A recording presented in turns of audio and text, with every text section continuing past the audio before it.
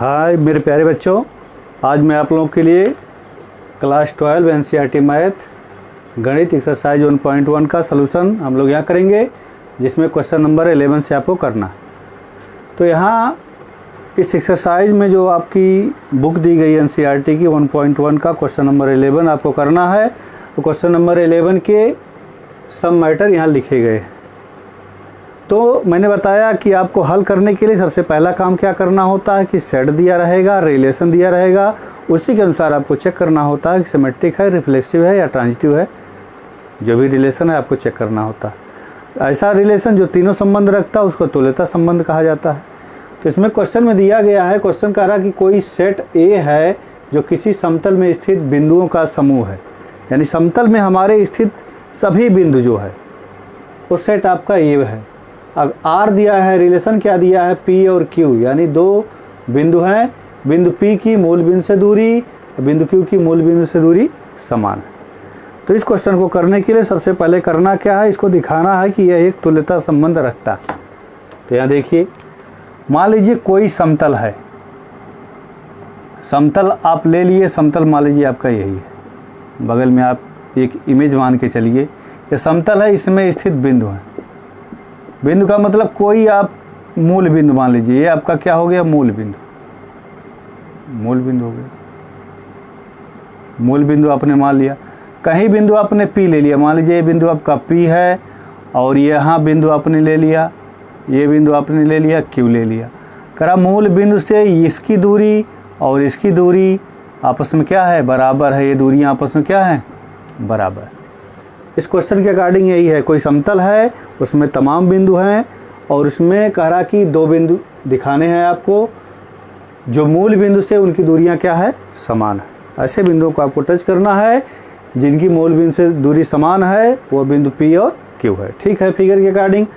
इसमें कह रहा कि यह एक तुल्यता संबंध रखता है। तुल्यता संबंध रखने का मतलब क्या हुआ, सबसे पहले आपको पहली कंडीशन सिद्ध करनी है, वो क्या करनी है, स्वतुल्य।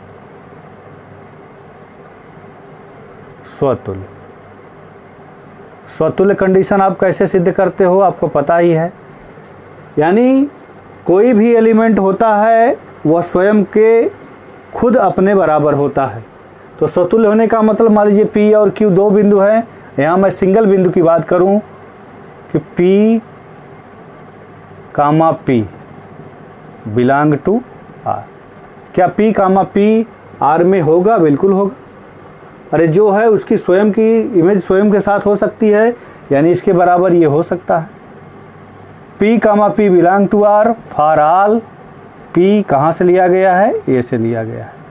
निश्चित है कि कोई भी यदि आप बिंदु लेंगे जो मूल बिंदु से दूरी दिखा रही P है, तो P दूसरा भी कहीं हो सकता है और कहीं हो सकता है। कहने का मतलब P का रूप जो है स्वयं P के बराबर हो सकता है, यानी उसकी स्थिति को बता सकता है। तो ये कंडीशन आपका दिखाया कि P comma P belong to R for all P belong to A, यानी जो P लिया गया है वो सेट से लिया गया। तो कन्फर्म है कि यह इसके बराबर होगा और यह इस कंडीशन को होल्ड करेगा। तो ये आपका स्वतुल्य हो गया। सममित की बात करें इस प्रकार से, सममित की बात होती है, तो सममित में कंडीशन आपकी क्या कहती है आपको पता ही है। सममित में आपको दो बिंदु लिए जाते हैं।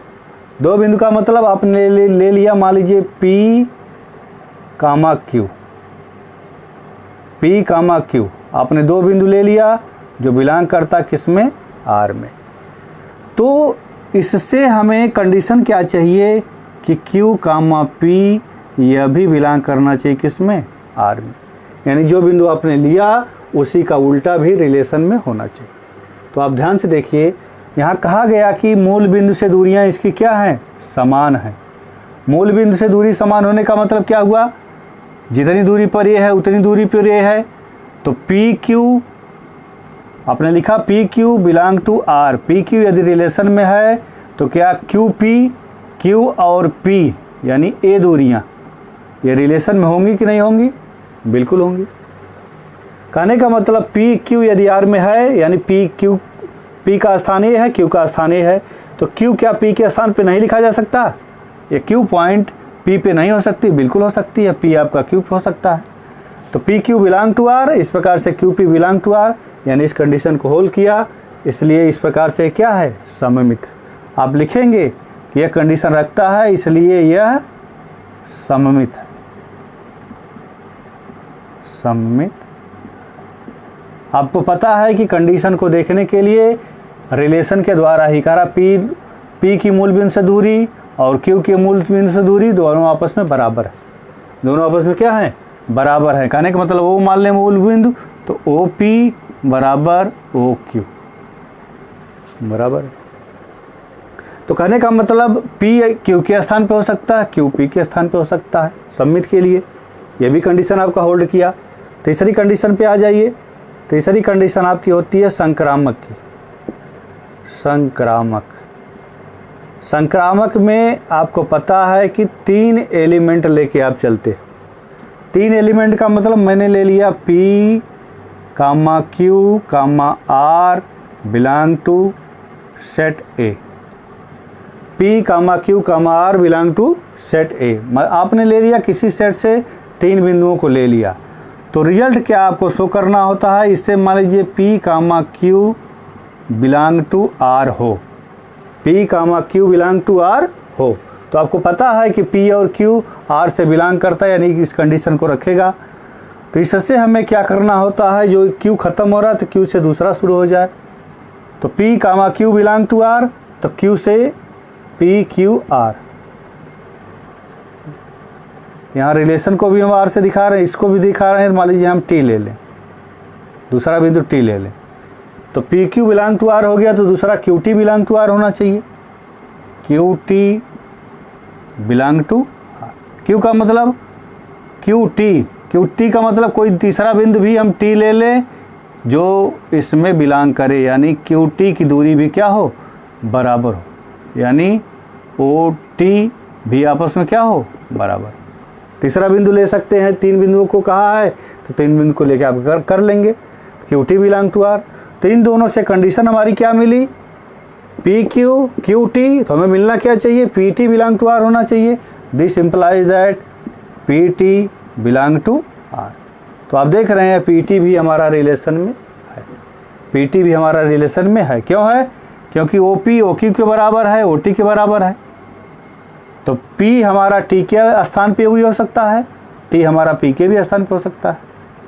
तो रिलेशन में आपने दिखाया कि पी क्यू टी किसी सेट से आपने ले लिया, तो पी क्यू यदि आर में है, क्यू टी भी आर में होगा, यानी ये कंडीशन फॉलो किया, ये किया तो तीसरी वाली कंडीशन ऑटोमेटिक फॉलो करेगा। तो तीनों कंडीशन हो गई। तो अतः यह कैसा संबंध है, यह एक तुल्यता संबंध है, एक तुल्यता संबंध है।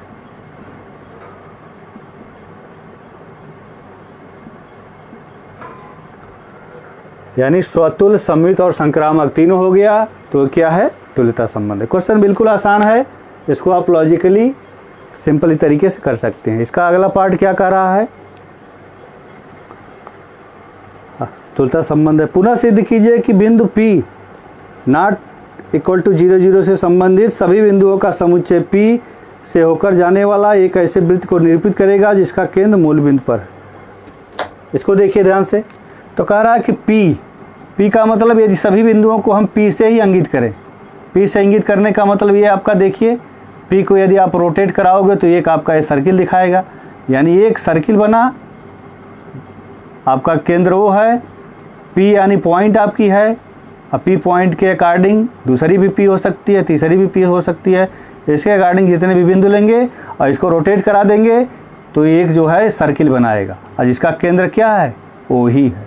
तो आप इसको सिद्ध कर दिए कि हाँ इस प्रकार से यह एक सर्किल का निर्माण करेगा और जिसका केंद्र क्या होगा, मूल बिंदु क्या होगा, ओ होगा।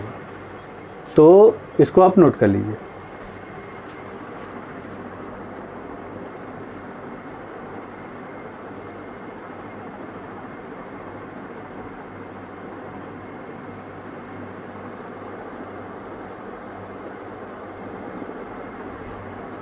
आइए अब हम लोग देखते हैं क्वेश्चन नंबर 12।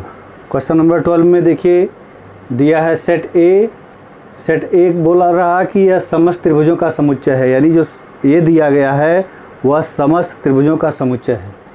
और आर दिया है, रिलेशन क्या दिया है, कह रहा है T1 T2 दो बिंदु हैं, T1 T2 यहाँ दो त्रिभुज दिखा रहा है T1 T2 को, T1 T2 के समरूप है, यानी दो त्रिभुज हैं, दो त्रिभुज ऐसे हैं जो आपस में समरूप हों। रिलेशन का मतलब रिलेशन उन्हीं को फॉलो करेगा, ऐसे त्रिभुज होंगे जो समरूप होंगे।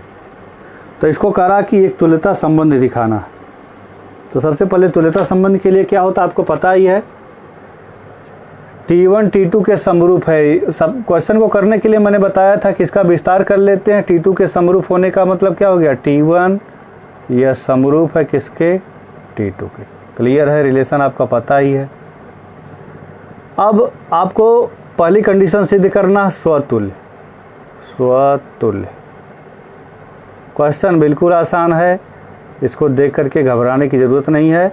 ऐसे क्वेश्चन एकदम नॉर्मली आप आसानी से लगा लेंगे। समरूप होने का मतलब क्या हुआ, भुजा जैसा दिखने में वो लगे वैसा दिखने में वो लगे। देखिए ध्यान से, यहाँ स्वतुल्य के लिए क्या कंडीशन होती है, कहने का मतलब T1 T2 दो त्रिभुज हैं, मान लीजिए T1 त्रिभुज आपने ले लिया, तो T1 त्रिभुज खुद T1 त्रिभुज के समरूप होगा। T1 त्रिभुज खुद T1 त्रिभुज के समरूप होगा। कहने का मतलब T1 T1 belong to R आप दिखा सकते हैं, T1 T1 belong to R। कहने का मतलब स्वतुल्य में क्या होता है, जो लिया जाए उसी के बराबर अगली कंडीशन हो। तो यहाँ कह रहा है कि T1 T2 के समरूप है, तो क्या T1 T1 के समरूप नहीं है, बिल्कुल होगा। तो स्वतुल्य के लिए यही दिखाना होता है कि T1 T1 belong to R relation को फॉलो करता कि नहीं करता, तो बिल्कुल करता है। For all T1 belong to set S, तो स्वतुल्य हो गया। इसी प्रकार से आप दूसरा दिखाएंगे, सममित की बात करेंगे। कंडीशन केवल आपको याद होनी चाहिए, आप आसानी से इसको करते जाएंगे। सममित की बात करेंगे तो सममित के लिए क्या होता है आपको पता है कि सममित में दो त्रिभुज लिए जाते हैं। मान लीजिए T1 T2 यह यदि रिलेशन में है तो इससे हमें क्या मिलना चाहिए, T1 का स्थान T2 ले ले, T2 का स्थान T1 ले ले, यानी T2 कामा T1 ये कहाँ होना चाहिए, रिलेशन में होना चाहिए। तो आपको पता है कि दो त्रिभुज हैं, T1 मान लीजिए एक ठो दूसरा है, दोनों समरूप हैं। समरूप होने का मतलब एक ही रूप के हैं। तो क्या T1 का स्थान T2 ले सकता है या T2 का स्थान के स्थान पर T1 हो सकता है, बिल्कुल हो सकता है। जब दोनों समरूप हैं तो इंटरचेंज आसानी से हो सकते हैं। तो यानी यह दो इस कंडीशन को फॉलो करता है, T1 T2 belong to R, तो इसको इंटरचेंज कर दें तब भी R में मिलेगा, यानी यह सममित भी है। तो इसी प्रकार से आप थर्ड कंडीशन को देखेंगे। संक्रामक के लिए, संक्रामक के लिए क्या होता है आपको पता ही है। संक्रामक में हम तीन एलिमेंटों की बात करते हैं। यहाँ तीन त्रिभुज लेकर के बात करेंगे। मान लीजिए T1 T2 T3 तीन ठो त्रिभुज हैं जो रिलेशन में बिलोंग कर रहे हैं। तो कंडीशन हमारी क्या होती है, मान लीजिए T1 comma T2 belong to R हो, T1 और T2 R में बिलोंग करे, तो ये कर ही रहा है, देख ही रहे हैं आप। तो इस कंडीशन से हमें अगली कंडीशन क्या मिलनी चाहिए, T2 कामा T3 यह भी बिलोंग करना चाहिए कहाँ, R में। तो यदि T1 T2 के समरूप है और अगला हमने ले लिया T2 T3 के समरूप है, T1 T2 के समरूप है, T2 T3 के समरूप है, तो इससे क्या रिजल्ट हमें मिलेगा, यानी T1 किसके समरूप हो जाएगा, T3 के समरूप हो जाएगा, आल्सो बिलोंग टू R। तो कहने का मतलब समरूप है तो वह इंटरचेंज हो सकता है। पहले से दूसरी कंडीशन मिली तो इन दोनों से हमें तीसरी कंडीशन मिली, यानी यह भी कंडीशन को फॉलो करेगा, तो संक्रामक भी हो गया। समरूप होने का मतलब एक त्रिभुज दो त्रिभुज समरूप लिए, तीसरा भी उसके समरूप ले लिए, तो उसको हम इंटरचेंज करा के ऑलवेज हम लिख सकते हैं कि यह क्या है, संक्रामक। तीनों कंडीशन देखिए अब शो कर दिया, तो इसलिए यह तुल्यता संबंध रखता है, यह एक तुल्यता संबंध है, यह एक तुल्यता संबंध है। अब इसके बाद अगला क्वेश्चन इसी में क्या कह रहा है, अगला क्वेश्चन कह रहा है कि भुजाओं 3, 4, 5 वाले समकोण त्रिभुज, समकोण त्रिभुज दिखा रहा है। एक ठो समकोण त्रिभुज है, कितना है, 3 है, 4 है, 5। और दूसरा समकोण त्रिभुज दिखा रहा है, वो कैसा भाई, ये मान लीजिए आपका T1 त्रिभुज है, ये आपका T2 है। T2 क्या दिखा रहा है, 5, 12, 13 है, ये 5 है और ये 12 है और ये 13 है। अगला दिखा रहा है T3 दिखा रहा है, ये कैसा है, 6, 8, 10 है, 6 है और 8 है और 10, T3 दिया गया है। तो T1, T2, T3 में कौन से त्रिभुज परस्पर संबंधित है, कह रहा कि कौन से त्रिभुज परस्पर संबंधित है। संबंधित का मतलब समरूप तो तीनों हैं, एक ही रूप के तीनों दिखाई दे रहे हैं। कह रहा कि परस्पर संबंधित, संबंधित होने का मतलब क्या है, उनकी भुजाओं का रेशियो वह आपस में संबंध बनाता। तो भुजाओं का रेशियो का मतलब 3, 4, 5 ये दिया है, 3 दिया है, 4 दिया है, 5 दिया है। यदि हम रेशियो देखें तो बटे करके देखा जाएगा, बराबर का चिन्ह लगा दीजिए। 3, 4, 5 ये रेशियो दिया गया है। तो 3, 4, 5 होने का मतलब क्या है भाई, 3/5 ये बराबर होना चाहिए 4/12, ये बराबर होना चाहिए 5/13 के।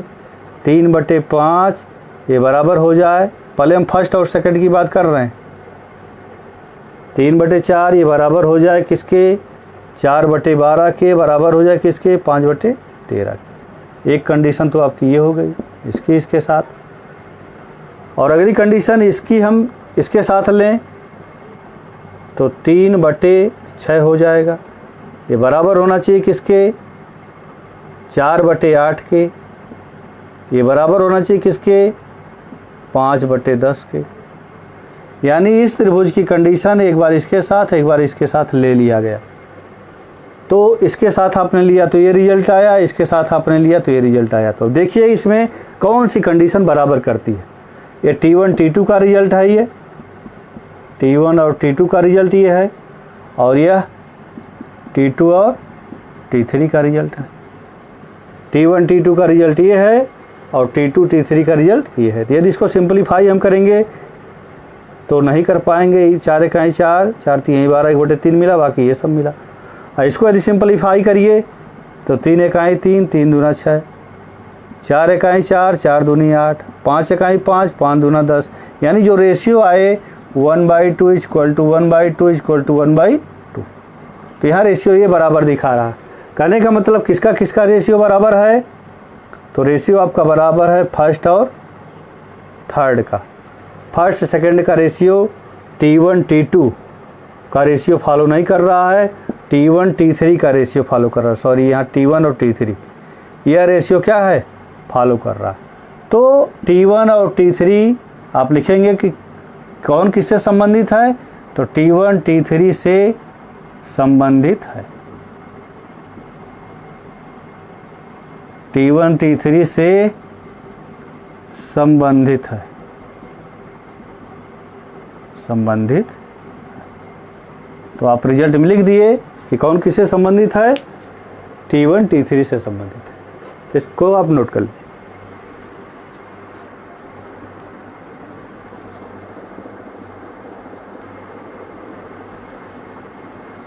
आइए अब हम लोग देखते हैं क्वेश्चन नंबर 13। क्वेश्चन नंबर 13 क्या कह रहा है, कोई सेट A दिया गया है जो समस्त बहुभुज हैं, यानी सेट A में समस्त बहुभुज हैं। बहुभुज का मतलब त्रिभुज, चतुर्भुज, पंचभुज, खष्टभुज।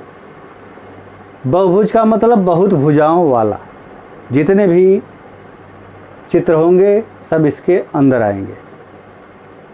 तो ये कोई सेट A है और रिलेशन दिया है कि P1 P2, P1 तथा P2 की भुजाओं की संख्या समान है। यानी रिलेशन में हमें ऐसा दिखाना है कि जो दोनों लिए जाएं, चाहे त्रिभुज लिया जाए, चाहे चतुर्भुज लिया जाए, चाहे पंचभुज लिया जाए, जो दोनों लिए जाएं उसमें भुजाओं की संख्या क्या हो, समान हो, वही रिलेशन में होगी, बाकी रिलेशन में नहीं होगी।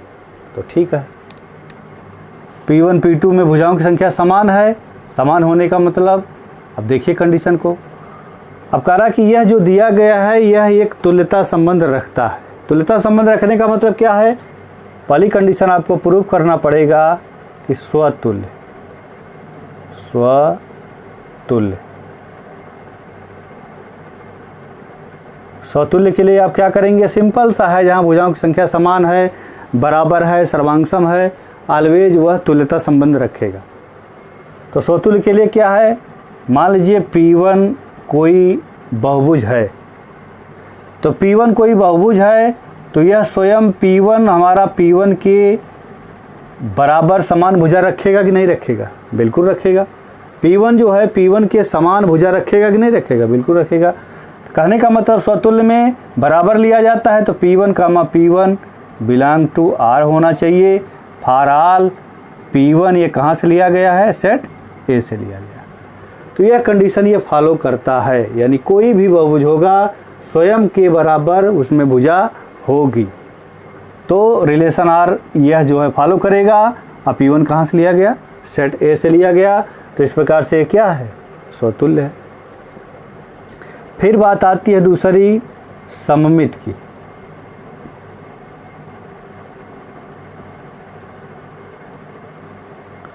सममित में आप क्या करते हैं? सममित में दो टर्म लेते हैं, यानी दो चित्र लेते हैं। मान लीजिए P1 P2 मैंने ले लिया, P1 comma P2 belong to R हो। P1 comma P2 belong to R हो तो कंडीशन क्या है? P1 P2 के भुजाओं की संख्या समान है, तो आपको पता ही है कि P1 और P2 में भुजाओं की संख्या क्या है? समान है। तो इससे हमें क्या मिलना चाहिए? P2 कामा P1, यानी P2 पहले आ जाए और P1 बाद में आए, बिलोंग टू R होना चाहिए। कहने का मतलब P1 जो मान लीजिए P1 त्रिभुज है तो P2 भी त्रिभुज है, तो P1 में 3 भुजा, P2 में भी 3 भुजा है। तो इससे रिजल्ट क्या मिलना चाहिए? तो रिलेशन में इससे रिजल्ट क्या मिले? P2 और P1 भी R में होना चाहिए। कहने का मतलब P2 में जितनी भुजा हो उतनी P1 में भुजा हो। तो देख ही रहे आप, यह इंटरचेंज हो सकता है। जब इसकी भुजा इसके बराबर है तो यह इसके स्थान पे और यह इसके स्थान पे आ सकता है, यानी P2 कामा P1 भी रिलेशन में होगा। तो इस प्रकार से क्या है? सममित। तीसरी कंडीशन आपको दिखानी है संक्रामक की। संक्रामक, संक्रामक में क्या होता है? इसमें 3 चित्र लिए जाएंगे, 3 त्रिभुज लिया जाएगा। मान लिया आपने P1 comma P2 comma P3 belong to R ले लिया। P1 P2 P3 रिलेशन में हैं, जो सेट से लिए गए हैं। किससे लिए गए हैं? सेट से लिए गए हैं। आप यहाँ लिख सकते हैं belong to set A। This implies that, इससे हमें क्या मिलना चाहिए? इन दोनों का रिलेशन पहले एक साथ दिखाना है, फिर इन दोनों का रिलेशन एक साथ दिखाना, फिर इसका दिखाना है। यानी इससे मिलना क्या चाहिए? P1 comma P2 belong to R हो। तो कहने का मतलब P1 और P2 में भुजाओं की संख्या बराबर हो। यहाँ आपने देखा कि बराबर है, तो यह कंडीशन ये फॉलो किया। अब इससे हमारा अगला रिजल्ट मिलता है कि P2 कामा P3, यानी कोई दूसरा ले लें त्रिभुज, बिलोंग टू R होना चाहिए। तो P2 के भुजाओं की संख्या के समान P3 हो सकता है। कह रहा जब समस्त बहुभुज हैं तो समस्त में तमाम उसमें चित्र आ सकते हैं कि यह इसके बराबर हो सकता है। तो P2 comma P3 belong to R भी होगा। तो इससे रिजल्ट क्या मिला? हमें इससे मिलना क्या चाहिए कि P1 कामा P3, P1 कामा P3 भी कहाँ मिलना चाहिए? R में मिलना चाहिए। बिल्कुल क्लियर है। यदि P1 P2 की भुजाओं की संख्या बराबर है, P2 P3 के बराबर है, तो P1 P3 के बराबर ऑलवेज ही होगा भुजाओं की संख्या। तो यह संक्रामक भी शो किया। तो इस प्रकार से जब ये तीनों कंडीशन शो किया तो आप लिख सकते हैं अतः यह एक तुल्यता संबंध है।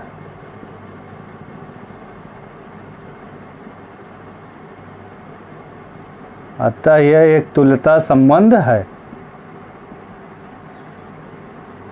संबंध है, अतः यह एक तुल्यता संबंध है। फिर आगे क्या कह रहा क्वेश्चन में?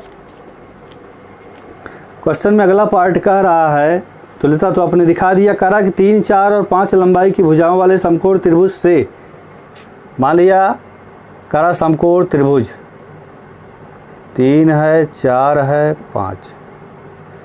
3, 4, 5 लंबाई वाले भुजाओं वाले समकोण त्रिभुज से संबंधित समुच्चय ए के सभी अवयवों का समुच्चय ज्ञात कीजिए।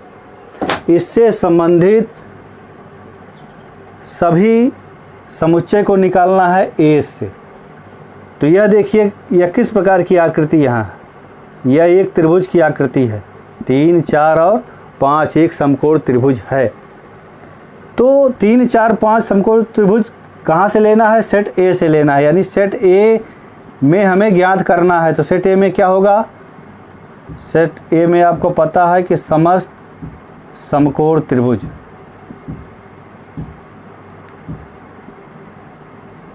समकोण त्रिभुज। कहने का मतलब इस टाइप का सेट ए से लेना है। तो यह समकोण त्रिभुज दिखाई दे रहा, तो सेट ए से हम क्या लेंगे? सभी समकोण त्रिभुज लेंगे। तो आपको पता हो गया कि सेट ए में समस्त एलिमेंट क्या आएंगे? समकोण त्रिभुज ही आएगा। तो इसको भी आप नोट कर लीजिए।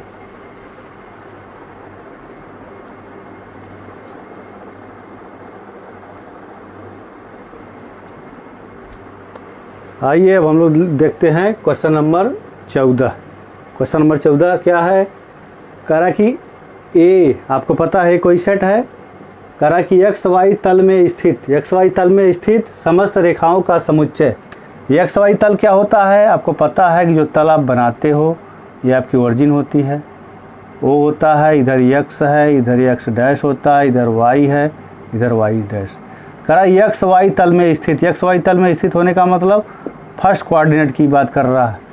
तो एक्स वाई तल में स्थित समस्त रेखाओं का समुच्चय यल है।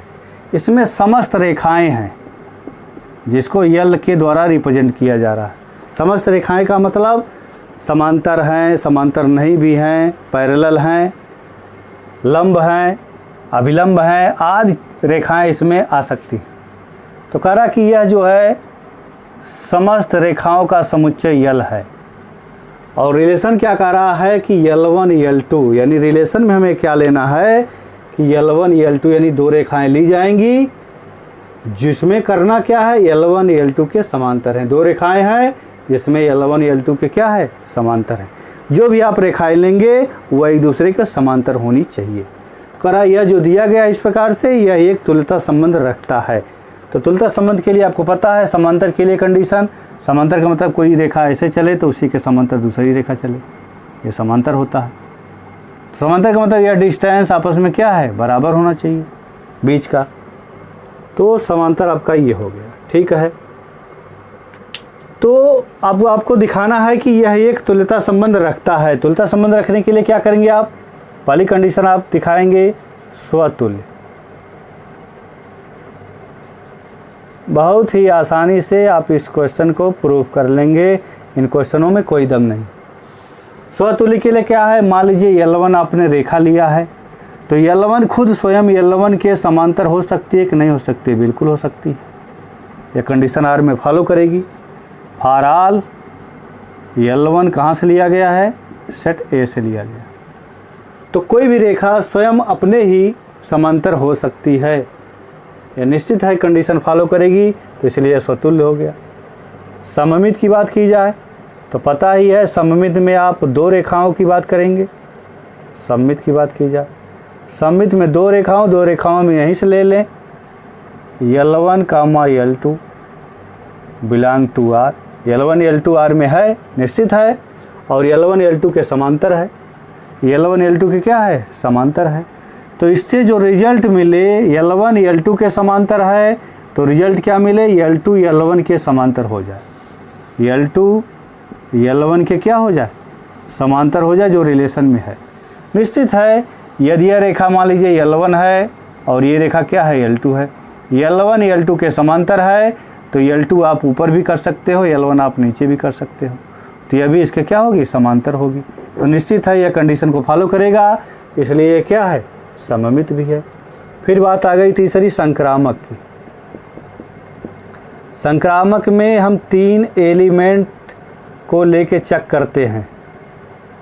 यहाँ संक्रामक की बात है। संक्रामक में रेखा की बात की गई है, तो तीन रेखाएं मान लीजिए L1 L2 L3, 3 रेखाएं आप ले लिए सेट ए से, 3 रेखाएं आप ले लिए सेट ए से, और यह रेखाएं रिलेशन में भी होनी चाहिए। जो रेखाएं आप सेट से ले रहे हो वह रिलेशन में भी होना चाहिए। तो कहने का मतलब इससे हमें मिलना क्या चाहिए, L1 comma L2 belong to R हो।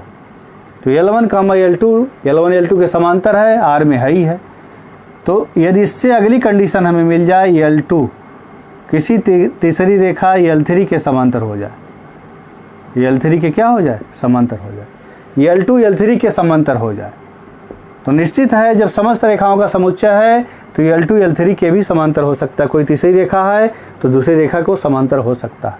तो इन दोनों से रिजल्ट क्या मिला, L1 कामा L3 यह भी समांतर होना चाहिए रिलेशन में। तो L1 कामा L3 भी कहाँ होगा, रिलेशन में समांतर होगा, इसलिए ये भी क्या है, संक्रामक।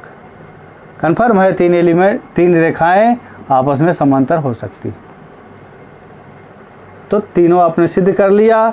तो अतः यह कैसा संबंध रखता है, यह एक तुल्यता संबंध रखता है।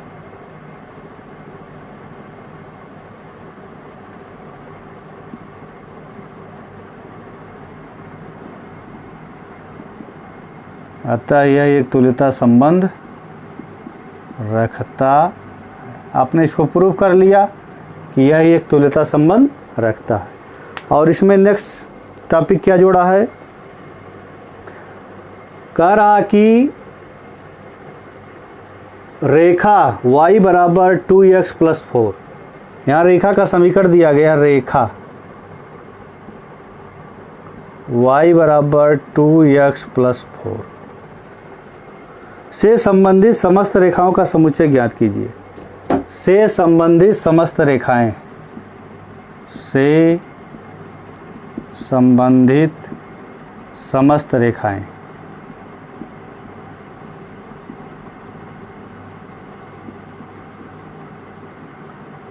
समस्त रेखाएं, करा कि रेखा ये जो दिया गया है से संबंधित समस्त रेखाएं का समीकरण, समस्त रेखाएं को आपको फाइंड करना है। समस्त रेखाएं का समुच्चय आपको निकालना है। तो समस्त रेखाओं का समुच्चय निकालने के लिए आप क्या करेंगे, आपको पता है कि रेखा का समीकरण क्या होता है। किसी भी रेखा को हम किस समीकरण से फाइंड करते हैं, तो रेखा का समीकरण क्या होता है, y बराबर होता है mx + c। तो आपको इस कंडीशन के अकॉर्डिंग क्या दिया है, y बराबर 2x, यानी m का मान तो निश्चित है लेकिन c का मान निश्चित 4 यहाँ दिया गया है, तो 2x + 4 दिया है।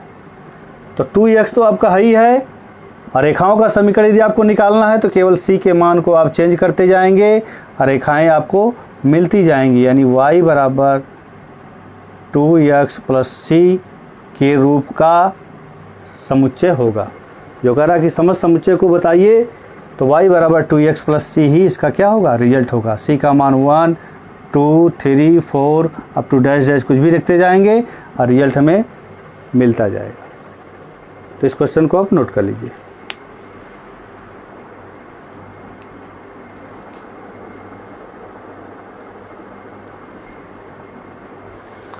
आइए अब हम लोग देखते हैं क्वेश्चन नंबर 15 में क्या कर रहा है, कोई सेट ए दिया गया है जिसमें एलिमेंट है 4 ठो, 1 2 3 4, रिलेशन दिया गया है और इसको चेक करना है कि यह किस टाइप का संबंध रखता है।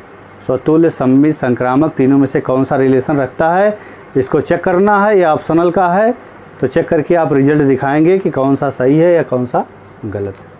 तो सबसे पहले इसको चेक करने के लिए पहली कंडीशन आपको दिखाना स्वतुल्य।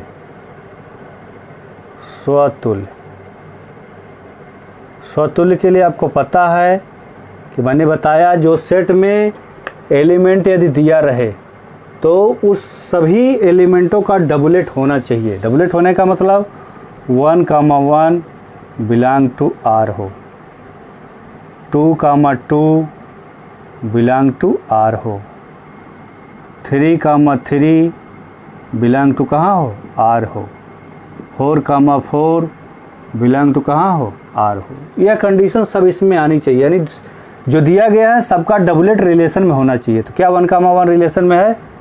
बिल्कुल है। 2,2 रिलेशन में है? बिल्कुल है। 3,3 रिलेशन में है? बिल्कुल है।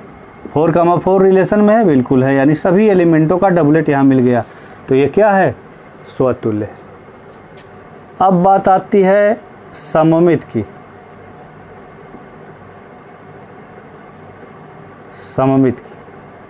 सममित की बात आती है तो सममित के लिए हमें सेट जरूरी नहीं है कि हर सेटों का इंटरचेंजिंग मिले।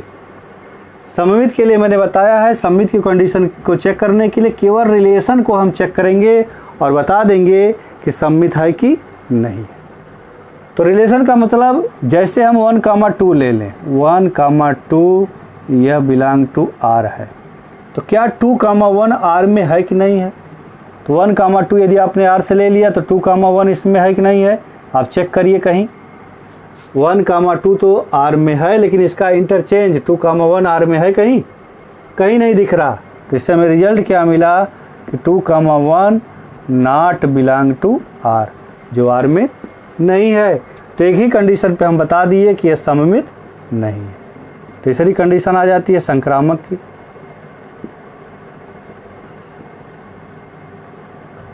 संक्रामक में क्या होता है? आपको पता है कि 3 एलिमेंट का मतलब इसी से हम चेक करते हैं कि जैसे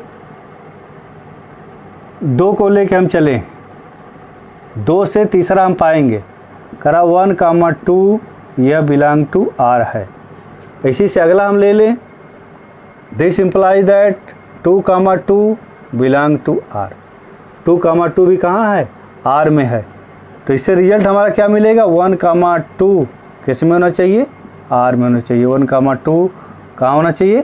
R में होना चाहिए। तो क्या 1,2 R में है? बिल्कुल है, यही है। तो इसलिए ये क्या है? संक्रामक भी है। आप ऐसे किसी को लेकर के चेक करेंगे, 1,1 दिया है तो इसका जो लास्ट है यहाँ जो शुरू हो रहा है 1,1 यानी 1 से लास्ट वाला, तो 1 से शुरू वाला कौन है? 1,3 है। तो 1,3 सेट में है, चेक करिए, बिल्कुल है। ऐसे 1,3 दिया, 3,3 दिया तो 1,3 सेट में है, बिल्कुल है। 3,3 है, 3,2 है तो 3,2 सेट में है, बिल्कुल है। तो इसलिए क्या है? संक्रामक है। तो कंडीशन आपको क्या पता चला? स्वतुल्य है, संक्रामक है, लेकिन सममित नहीं है। तो ऑप्शन इसमें क्या दिया है? स्वतुल्य है, संक्रामक है और सममित नहीं है। तो आंसर आपका बी वाला, 15वां का आंसर आपका कौन सा सही होगा? आंसर आपका बी वाला सही होगा। इसी प्रकार से 16वां क्वेश्चन आपका है। 16वां क्या है भाई? करा कि समुच्चय ए आपका दिया गया है, इसमें करा कि नेचुरल नंबर है, यानी प्राकृतिक संख्या है। प्राकृतिक संख्या और रिलेशन R क्या दिया है? R दिया है, इसमें क्या दिया है? A, B such that A is equal to B minus 2, B greater than 6, ये दिया गया। द्वारा प्रदत्त संबंध R है, निम्नलिखित में से सही उत्तर निकालना है। इसमें 4 ऑप्शन दिए गए हैं और एलिमेंट को बताना है कि कौन सा ऑप्शन में है। आप देख रहे हैं क्वेश्चन यहाँ कह रहा है कि B बड़ा है किससे? 6 से बड़ा। और आंसर के अकॉर्डिंग हमें देखना है कि इसमें कौन सी कंडीशन फॉलो करेगी। तो आंसर में देखिए जो आपका कंडीशन दिया गया है, पहला दिया है 2,4 बिलोंग टू R। 2,4 यह कहाँ है? Belong to R। तो चेक करिए इसको, इस कंडीशन पे क्या ये फॉलो करता है? A के स्थान पे यदि हम 2 रखें तो 2 बराबर, B के स्थान पे आपको 4 रखना है तो 4 माइनस 2। तो A के स्थान पे यदि आप 2 रखें, A के स्थान पे क्या रखे आप? 2 रखे, तो B का मान क्या आना चाहिए? 4 आना चाहिए। मान लीजिए B का मान हम निकालें इसी से, A के स्थान पे हम 2 रख दिए तो B का मान आना चाहिए, B माइनस 2 दिया है तो B का मान क्या आएगा? इधर आएगा तो प्लस हो जाएगा, B बराबर क्या हो गया? 4 हो गया। ए बराबर 2 तो बी बराबर 4 आया। लेकिन कंडीशन में क्या कहा कि बी का मान 6 से बड़ा होना चाहिए, तो क्या 4 6 से बड़ा है? नहीं है, तो इसलिए पहला ऑप्शन नहीं होगा। अब दूसरे को चेक करेंगे, 3,8। यहाँ बी का मान 6 से बड़ा है, यानी यह हो सकता है, तो चेक करिए क्या कंडीशन को फॉलो करेगा। यदि ए का मान आप यहाँ 3 रखें तो 3 बराबर हो गया b-2, तो b का मान क्या है भाई, ये इधर आएगा, तो b बराबर हो जाएगा 5। तो b का मान क्या 5 है? नहीं है, तो ये भी फॉलो नहीं किया। पहला दूसरा फेल हो गया। इसी प्रकार से आप तीसरे को चेक करिए। तीसरा ऑप्शन क्या है? तीसरा दिया है 6,8 बिलोंग टू R। कहने का मतलब यदि यहाँ पर ए का मान हम 6 रखें, ए बराबर दिया है b-2, ए का मान 6 रखे बराबर हो गया b-2, तो इससे b की वैल्यू क्या आ गई? b बराबर हो गया 6 प्लस इधर आएगा तो 2 हो जाएगा, यानी b बराबर क्या आ गया? 8 आ गया। a बराबर 6 और b बराबर 8, ये 6 और 8, यानी यही रिजल्ट क्या करेगा? फॉलो करेगा। चौथे को आप चेक कर लीजिए, 8 दिया है और 7 दिया है। यदि इसमें हम a बराबर b-2 है, a का मान यदि हम 8 रखें तो b का मान क्या आएगा? b का मान आप चेक करोगे तो इधर आया प्लस, यानी 10 हो गया, तो b का मान 10 है ही नहीं है ऑप्शन में, तो इसलिए कौन सा सही हुआ? थर्ड ऑप्शन आपका सही हो गया। तो मेरी वीडियो आपकी समझ में आई हो, लेक्चर अच्छा लगा हो तो इसको आप लाइक करिए, सब्सक्राइब करिए और शेयर करिए, ताकि सभी बच्चों के पास मेरा वीडियो पहुंच सके।